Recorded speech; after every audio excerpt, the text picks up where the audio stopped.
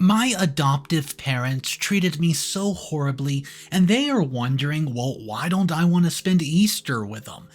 Maybe because you treated me like I was an absolute nobody for my entire life, and I would rather hang out with my friends that I've made in college than come back home to you guys. Well, a lot of people in the family are saying that I'm being ridiculous, but guys, I want to walk you through exactly everything I've been through, and maybe you can help me decide. Am I the a-hole for volunteering to do extra work at my job just so that I don't spend Easter with my parents? Well, one of them is sick. I would rather spend my holiday working and earning money where I'm actually appreciated than being home where I'm taken for granted. As you can imagine, my parents are not happy that I'm not going to be home. There's nothing that they can do about it, though, and I am now in college.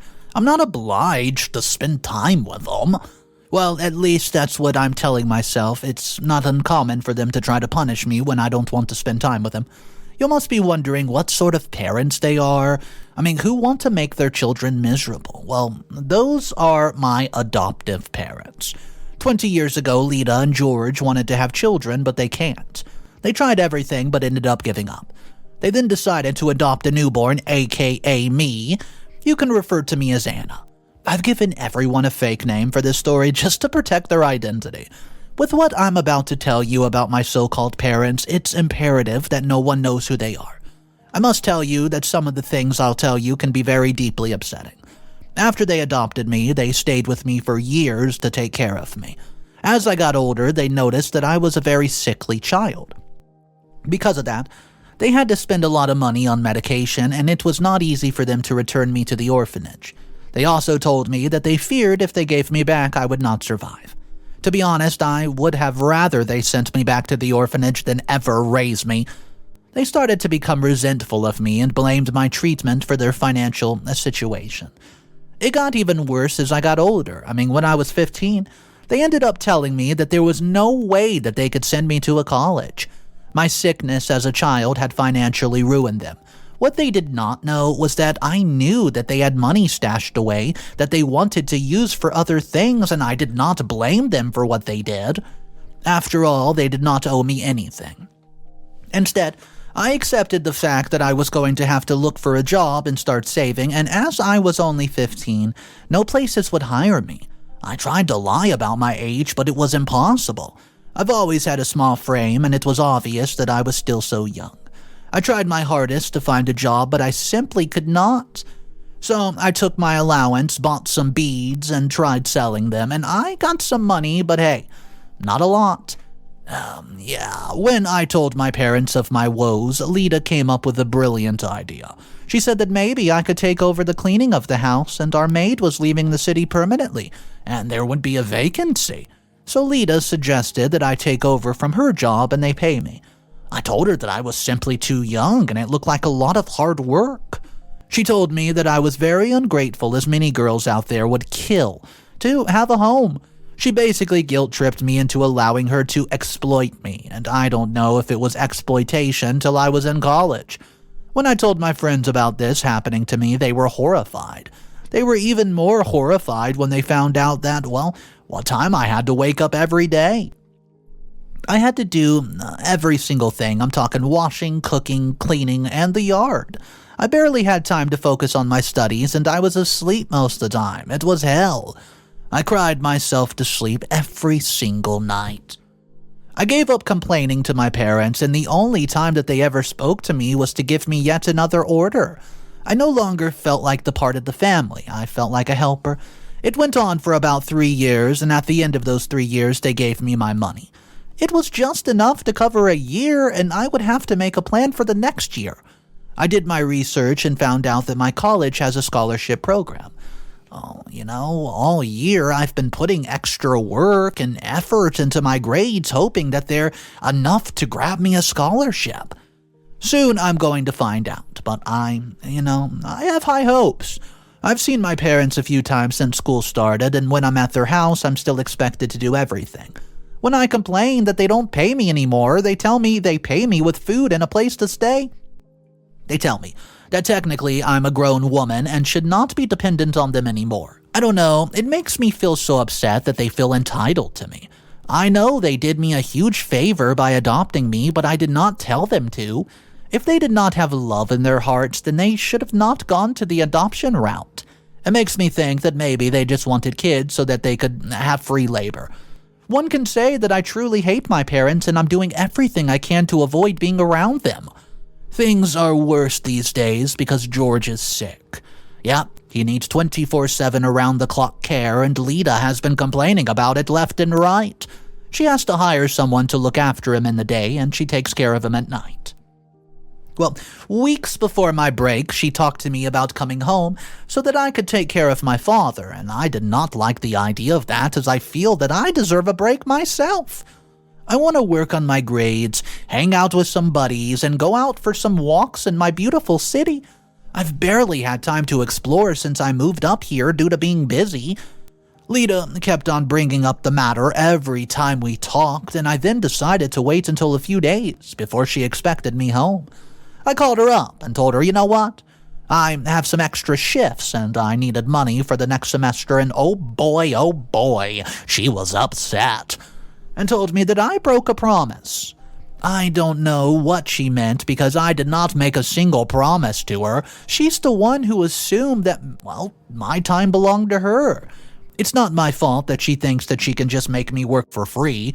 I'm getting too old for that, and in fact, I think I should start distancing myself from the two of them. I can't make it on my own. I've had it this way since I was 15, and I sort out my own food, I sort out my own tuition, my books, and I'm barely making ends meet and surviving because they don't even help. They had money to install a new pool, apparently, but not to send me when I told them my pay was late and I had nothing to eat. Do you think that, I owe them anything after how they've been going about treating me? I think that's a time for me to reciprocate the same energy that they've been giving me for the past couple of years. They can take care of each other, and I'll take care of myself, and I've been alone in this world from the day that I was born. And I'll continue to be alone, and I would rather suffer through the weekends and deal with customers who keep on getting my name wrong, even though I've worked here for a year. There's particularly this snobby group of girls who always call me Sophia. Even though I correct them, I'm Anna. They always laugh when I tell them that, as if I'm lying, and trust me, I have no reason to lie about where I work or what my name is. I'm more than proud of working at a coffee shop and doing an honest job. My shift starts soon, guys. I guess I have to go for now, but stay tuned. I will be updating you. Update number 1, 2 months later. Guys, if you're not subscribed to the channel, take a second, hit that subscribe button. It does support the channel a lot. And here is the first update. Oh, and man, today's story is action-packed. Update number 1. Thank you so much for all the comments on the last post. It's been 2 months since I last posted, and I finally got some free time to update you on my situation with my parents. Things have not improved very much, and I still made excuses when they've asked me to come and see them. Well, honestly, I've been avoiding seeing my father. Even though we've had a very difficult relationship, I don't want to see him sick. Because of that, I've been keeping my distance from them. However, it's been at the back of my mind lately, and thus I've been unable to focus. My lack of focus led me into a very peculiar situation as of recent. It was actually quite humorous and helped to keep my mind off of things for a bit. Well, what happened was that somebody came up to me and told me that I left my information packets in class. Well, when I checked the name that was written on the packet, it was not mine. It belonged to a Sophia with a different surname to mine. I didn't think too deeply about it. I just called the person who gave me the packet, but they did not turn back. So, I decided to ask around for the girl. Luckily, I found somebody who knew her, but they looked at me so weird and asked if I was related to her. I told them I didn't know. But someone gave her the study material, and I was told where to find her at lunchtime. Luckily, when I got there, I spotted her immediately, and guys, I was looking in a mirror. When I went up to her, I gave her the information packet and told her that somebody confused the two of us, and she laughed and said, well, since I look like her, it was not hard for that person to mistake her.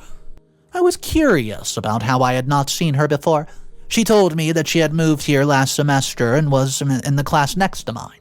I told her that there were some girls who always mistook me for her at my workplace, and she had an aha moment. She told me that they've been asking her about that, and we both laughed at how funny all of it was when I was on my way.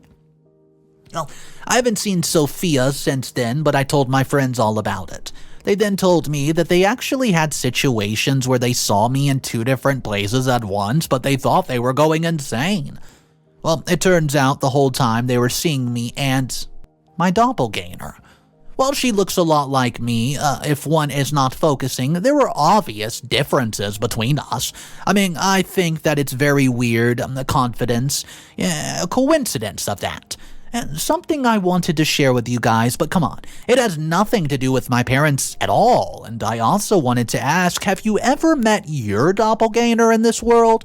The entire concept of somebody who is not related to you looking like you is wild. By the way, we're not related at all. She is of Latina descent and I'm white. We have the same skin tone, weirdly enough, and I do tan easily and have a lighter hair color. Those small things are just the tiny details that prevents us from being completely identical. It's still a very interesting concept, though. Update number 2, 1 week later. Okay, I've just had the weirdest visit ever. A week after I met Sophia, today I went minding my own business when there was a knock on my door. I was not expecting anyone, even though it was my parents' weekend. Lita could not afford to leave George alone for too long, so it was just me alone. I caught up on some schoolwork and started doing puzzles, and I love doing very big, complicated ones. They really helped me to calm my mind. When I opened up the door, I saw a woman standing there. When she saw me, her eyes widened and tears came rushing down her eyes. I was very confused as to why there was a woman crying at my door, and I asked if I could help her. From behind her, Sophia appeared, and I was very confused about what was going on and looked at Sophia. She said that she could explain. She told me that the woman was her mother, Daisy. Last week, she told her mom that she met somebody who looked exactly like her at college, and Daisy was curious and wanted to see me, so she came on to my parents' weekend. I laughed and said that it was really such a coincidence. Daisy then told me that it was more than that, and as you can imagine, I was more than confused. I asked Daisy and Sophia to come in, and they sat down, and there was silence for a while. After a bit, Daisy spoke. She said that she did not want to spook me out, but she was 99% sure that I was her child. I looked at her, and then I laughed. I asked her, well, how could I be her child? I mean, come on. What? I looked at her, and then I laughed, and, well, I've been questioning it, but as soon as she saw me, she said she realized the truth.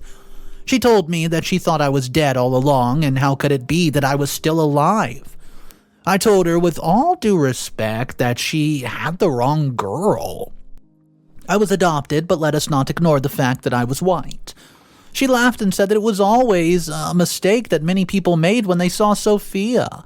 She said that we favored our dad and coloring, which was why it was an easy mistake to make. She then said that she was sorry to be the one to give me the news, but my parents were not my real parents.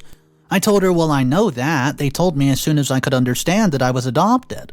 She then said that surely this was proof that I was her kid. Well, I was highly skeptical and also a bit freaked out at this point. I mean, how could it be? My family had been right under my nose, and Daisy said that she would leave and let me process things, but left her number for me when I'm ready to talk. I've been looking at the number for the past couple of hours, guys, and I don't know if I want to call her. Her story makes a lot of sense, but it's scary. I need answers, and I think that I need to start with Lita and George. I've asked them to call me tomorrow evening, and I'm going to ask them for all the information that they have about me. I've never asked because I was told my real parents were dead. I had no interest in chasing a ghost, so I never tried to find my real family, and now things are starting to change. My mother is alive, and she was just in this room. This is absolutely wild and difficult to wrap my head around, and I'm just going to have to sleep on this one, and I'll see what to do about it tomorrow. The funny thing is that many of you called it in the comment section, but I denied it. The sort of thing happens in movies, not in real life. Wow, my boring life has just taken an interesting turn, and I don't think that I'm mad about it. It's a bit late, but it's thrilling, if I must say. Update number 3. Hey, so the past 2 weeks have been very enlightening. I found out things about myself that I had no idea about. It's like getting to know myself again, and I admit that it feels really good but scary at the same time. I must say I did not expect the comments to blow up as much as they did, and I'm truly grateful and have been reading each and every one of them when I can. I've honestly been trying to process everything. Trust me, nothing that I've not thought about. I started to think about my life before Lita and George adopted me. I was led to believe that my parents were dead and I had no siblings. There was not that much information about me in my file from Lita and George, what they told me. In my mind, there was no way that I could have a sister. So when I saw Sophia, I came up with every single logical explanation I could think of just to find an excuse for her looking like me. Luckily for me, she decided to tell her mom as the resemblance was way too uncanny. If she had been like me, who did not even think we could be related, she would have just shut up and we would have never known. Maybe one day I would bump into Daisy and she would recognize how similar I look to Sophia. I don't think that even Sophia said anything. I mean, the truth was going to come out sooner or later. Well, speaking of the truth, I decided to confront my adopted parents, figuring that they knew something.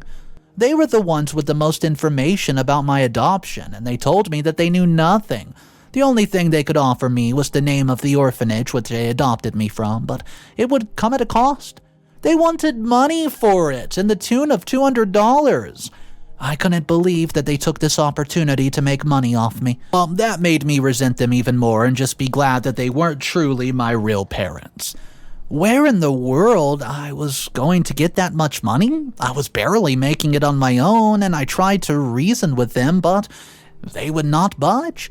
So then I decided to contact Daisy and see if she could come up with a solution. Daisy was absolutely horrified that those two would see this as a chance to make money. She told me that I did not need to give them anything. In fact, she had a better idea. She knew the hospital I was born in because it was the last place that she saw me alive. Since Daisy said the hospital told her I was stillborn, it's clear that the hospital messed up, and I'm going to find the person who messed up and make sure that they are legally held responsible. Even though it's been, nearly 20 years, she hopes that there's still information that could help us. It's worth a long shot, but I'm willing to try. As we're brainstorming, I also thought about the fact that there was only half a handful of orphanages in my hometown. I could ask them to help me out, starting one by one. Update number 4. It's been a month of searching, but I finally know the truth. I feel more complete than ever, and, of course I'm still trying to digest the truth about my heritage, but I'm getting there. The story only gets wild from now on, so please be prepared. With Daisy and Sophia's help, I was able to find out which 2 agencies adopted me in my town.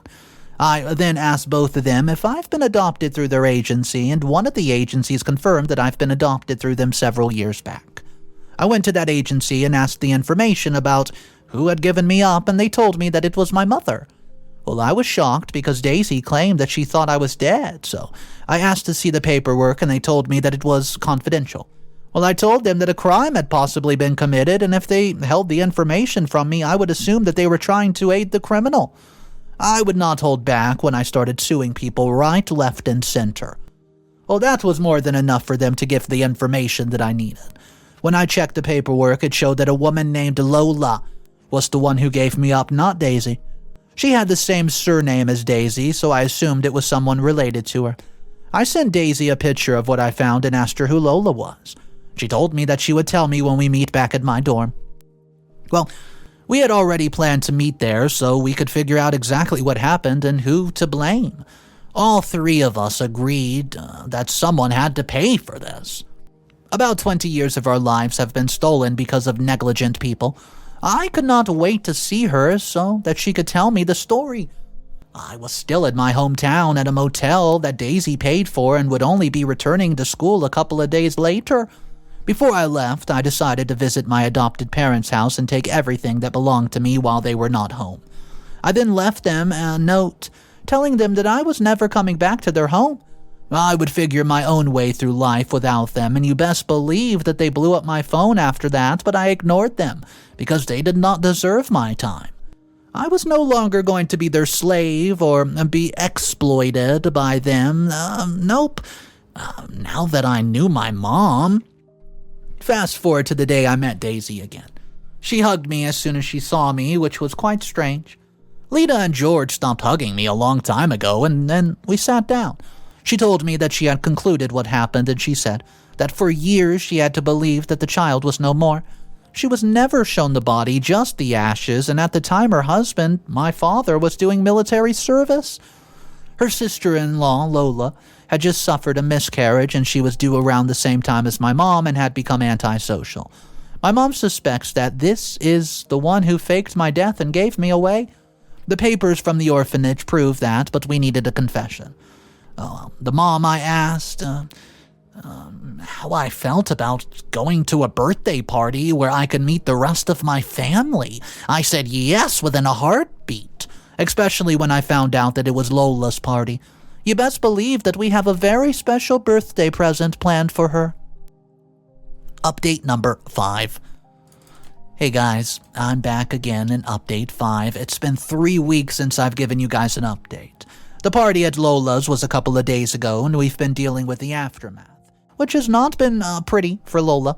But before we get to that, let me tell you about the best 3 weeks of my life when I got to know my family. I found out that I had a lot in common with Sophia and Daisy, even down to allergies. They asked me to come over to their house for dinner. Well, I was there. I saw pictures of my dad, who's in the military. I asked her if she told him about me yet, and she said that she wanted to tell him, but only after we exposed Lola. He was already done with his service, and he was just in another city on business, and would be there for a little bit. She told me that he was a very hardworking man who made sure to provide everything he could for his family. She told me that he was going to love me, even though he never knew me. Well, that made me feel so good in many ways, and I just hoped that he would love me and not see me as yet another burden.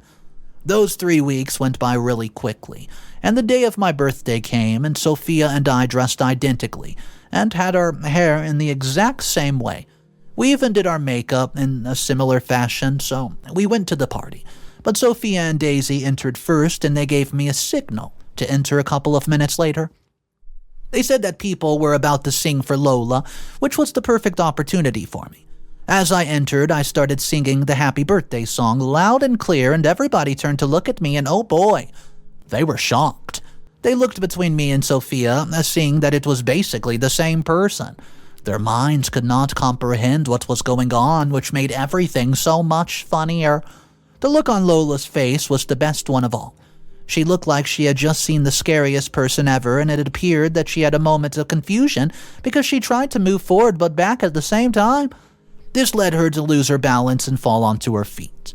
When she looked up, Daisy was standing above her. Daisy gave her a hand, which she took, and as soon as she got up, she opened her mouth to speak, but she had no chance because Daisy slapped her. Yep, she asked her how long she thought she could keep the secret. Lola said that she had no idea what she was talking about, and which earned her a second slap. Daisy tells her the truth of where there'll be consequences. Tell her the truth now. I stepped forward and looked her dead in the eyes. She had shock in her eyes when she looked at me. She suddenly blurted out the truth, and she claimed that she was tired of keeping the secret anyways, and it was better to get it off her chest. Well, here is her truth, and I quote you. Many years ago, when my mom was pregnant, Lola lost her child. You see, she became resentful because my mother was having twins while she was having nothing. She felt as if my mother was bragging almost about her twins every single day, and making Lola feel inferior. She hated the attention that everyone gave to Daisy, and no one cared about how she felt, and she wanted Daisy to feel the pain of losing a kid. So she decided to pay a nurse and tell her that the child was no more. She then kidnapped the child, me, and put me up for adoption in a different city. Little did she know that she did not go far enough, for me and Sophia found our way back towards each other, and she said that she did not regret it at all, and that my mother deserved it. Her confession right there was in front of cops.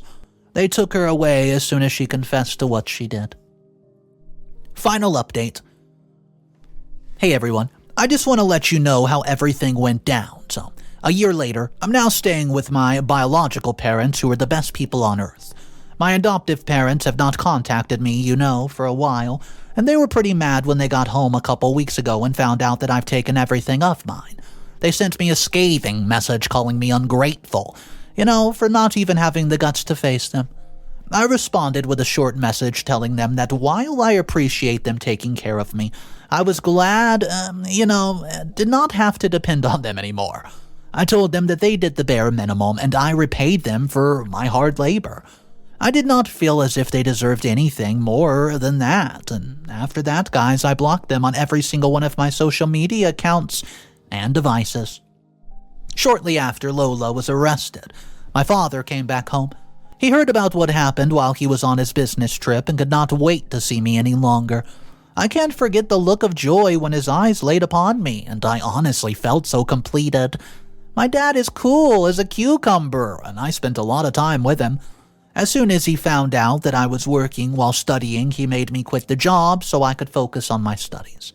Me and Sophia are becoming the best of friends. We do everything together, and we're growing very close.